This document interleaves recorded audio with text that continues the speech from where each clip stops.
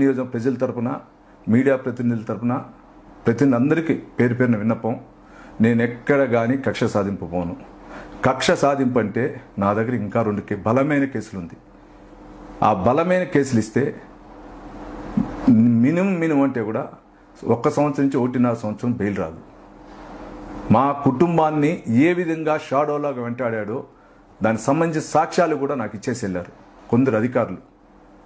విజయవాడ స్థాయిలో ఉన్నటువంటి కొందరు అధికారులు నా పైన దాడి జరిగిన తర్వాత వారం తర్వాత ఇంటికి వచ్చి ఏమేమి జరిగిందని ఇచ్చేసారు.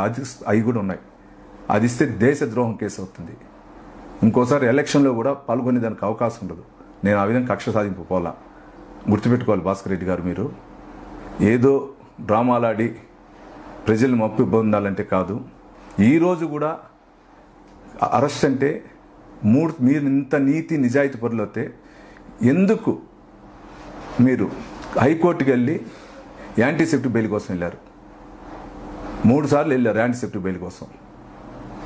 నీతి నిజాయితీ పరులు అనుకుంటే అదే యాంటీసెప్టిక్ బెయిల్ పోకుండా నేరుగా ఎస్పీ గారి దగ్గరకో లేదా స్థానికంగా ఉన్నటువంటి ఎస్ఐ గారి దగ్గరకో, స్థానికంగా ఉన్నటువంటి ఇన్స్పెక్టర్ స్థాయి అధికారి దగ్గరకో, లేదా స్థానికంగా ఉన్న డిఎస్పీ స్థాయి అధికారి దగ్గరికి వెళ్ళి ఉండొచ్చు కదా.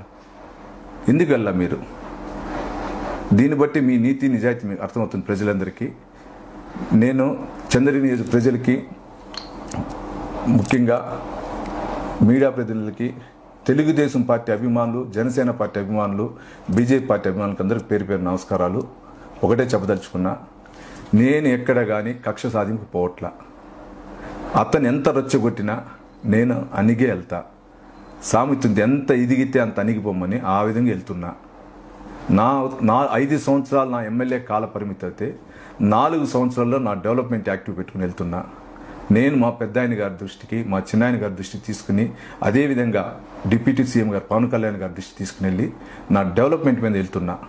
అసెంబ్లీలో ఉన్న రోజులు అదే పని చేస్తొచ్చా. ఈరోజు కూడా అదే పనిలో ఉన్నా.